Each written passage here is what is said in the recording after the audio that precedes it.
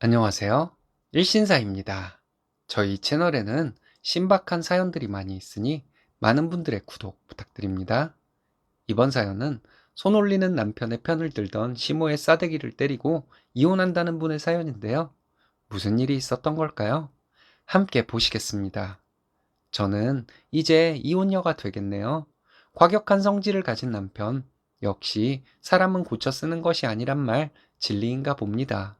이혼녀 타이틀을 가지고 살더라도 남편 놈 버리기로 했습니다. 2주 전 주말에 남편 짐 시어머니 댁으로 붙여버렸습니다. 제가 혼자 살던 집에 결혼하면서 남편이 들어와 살았습니다. 결혼 생활도 6개월 남짓이라 재산분할 이딴 것도 없습니다. 최대한 빨리 끝내기 위해 위자료 같은 것도 요구하지 않을 것이고요. 화가 나면 말다툼을 할 수도 있다고 생각하는데 자기 고집대로 되지 않는다고 손이 올라오는 못된 버릇을 가진 남자와는 못 살겠더라고요. 문제는 남편만이 아닙니다. 그 성질 알면서 왜 건드리냐는 시어머니도 문제였죠. 너는 때리면 맞고 입 닫고 고생은 혼자 다 하라는 식의 사람들과 누가 어울리며 살 수 있을까요? 다른 문제도 많았지만 언급하지 않겠습니다. 다시 되뇌이는 것이 귀찮고 고통스럽습니다. 시어머니도 매맞는 아내로 사셨다 들었습니다.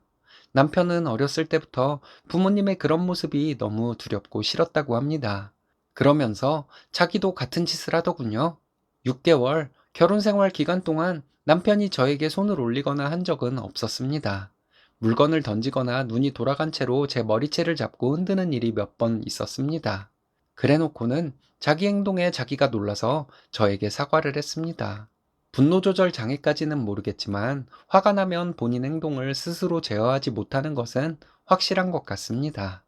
사소한 말다툼을 해도 꼭 자기의 말이 옳은 것으로 마무리가 돼야 합니다. 제가 옳은 경우에도 둘 다 틀리지 않은 경우에도 본인의 말을 제가 수긍하는 것으로 끝나지 않으면 수긍할 때까지 저를 닥달하거나 저를 밀치거나 머리채를 잡거나 했습니다. 저희 남동생이 와서 남편을 가만 안 두겠다고 멱살을 잡았을 때는 떨고 있더군요. 이런 모습 때문에 분노조절 장애는 아니라고 말했던 것입니다. 남동생이 한번 그런 이유로 한동안은 조심하는 것 같더니 다시 제자리.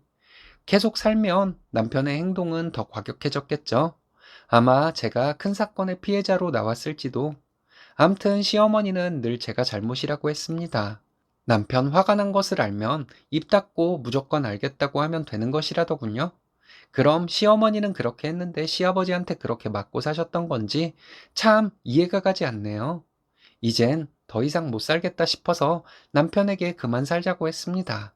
내 집에서 나가라고 했더니 씩씩대면서 나가더군요. 그리고 다음 날부터 전화해서 다시는 그런 일 없을 거다 하는데 절대 못 믿겠다고 이혼할 것이라고 했습니다. 일주일 안으로 짐 빼가고 이혼해달라 했죠. 다시 한 번만 기회를 달라고 하는데 계속 시간 끌면 소송으로 갈 것이라고 했습니다. 저희 부모님도 당장 이혼하라고 남편에게 전화로 계속 얘기했어요. 저희 부모님은 걱정된다고 하시며 남동생을 저희 집에 보내셨습니다. 출근할 때 남동생과 함께 집에서 나오고 퇴근할 때는 남동생이 퇴근이 저보다 빨라서 집에 제가 혼자 있는 시간은 없었습니다. 2주 전 주말에 남편 짐과 물건 모두 시댁으로 보내버렸습니다. 시어머니 짐을 받자마자 전화 왔더라고요. 제가 또 문제라고 하면서 이 책임을 어떻게 지려고 이러냐 하는데 정신 이상한 놈과는 못 산다고 했습니다. 그래도 제가 문제래요. 그리고 저희 집으로 와서 저를 때릴 듯한 손짓을 하면서 화를 내더군요. 남동생이 방에서 나와서 보고 있는데 저에게 얼른 남편에게 사과하고 들어오라 말하랍니다.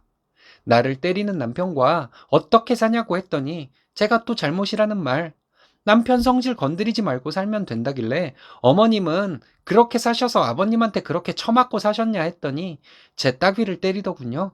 일은 다 돼가는 할머니 손 참 맵더군요. 저도 바로 시어머니 따귀 때렸습니다. 너무 흥분해서 정신이 없었는데 제가 시어머니 머리채 잡고 3대 정도 때린 것 같아요. 그리고 시어머니 머리채 잡아 끌어다가 현관 밖으로 내쫓았습니다. 그리고 제가 시어머니에게 말했어요. 사람 성질을 왜 건드리냐고요? 내가 화난 것을 알면 입 닫고 성질 건드리지 말았어야 했는데 성질 건드렸으니 어머니는 저한테 처맞은 것이라고요. 남동생이 저와 시어머니 무슨 일 날 것 같아서 휴대폰으로 녹음 기능을 켜놓았다고 합니다. 시어머니는 그날 저녁부터 전화로 저를 고소한다고 하더군요. 마음대로 하라 했죠. 남편 놈 전화해서 저와 남동생이 시어머니를 함께 밀치고 때렸다고 고소한다고 하는데 시어머니가 그렇게 거짓말 하더냐고. 시어머니가 나를 먼저 때렸고 그래서 나도 손이 올라간 것이라고 했습니다. 너네만 손 올릴 줄 아냐고 나도 할 줄 안다고 했어요. 지금 당장 온다더니 집으로 왔더군요. 남동생이 인생 그만 살고 싶어서 왔냐고 했더니 누나와 얘기하러 왔다는 개소리 하길래 내가 너 같은 놈과 무슨 얘기를 하겠냐고 나가서 이혼 준비나 하고 있으라 했습니다. 남동생은 남편에게 지금은 증인도 없고 증거도 없으니 나한테 두들겨 맞아도 신고도 못할 것이라고 하면서 다가갔습니다. 그랬더니 남편은 뒷걸음질을 치면서 그게 아니라 누나와 얘기하러 온 것이라고 하는데 정말 비굴해 보였습니다. 남편은 제가 힘없는 여자니까 저한테나 과격한 행동했나 봐요. 시어머니가 만약 고소하면 남동생이 녹음해 놓은 것으로 맞고소할 것이고 이혼 안 한다고 버티면 소송으로 간다고 했어요.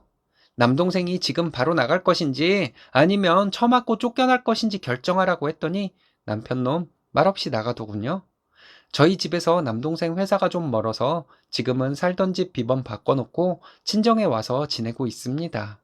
남편은 계속 잘못했다고 문자와 톡으로 빌고 있는데 구체적으로 본인이 어떤 행동을 한 것에 대해 사과한다는 식으로 보내서 소송 이혼을 하게 되면 제가 많이 유리할 것 같습니다.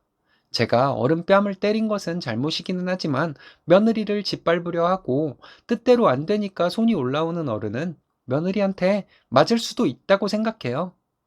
일주일만 더 있다가 계속 남편이 시간 끌면 소송으로 갈 생각입니다. 누굴 탓하겠어요? 사람 보는 눈 없는 저를 탓해야죠. 저는 이제 이혼녀가 되나 봅니다. 제 판단이 잘못된 판단은 아니겠죠?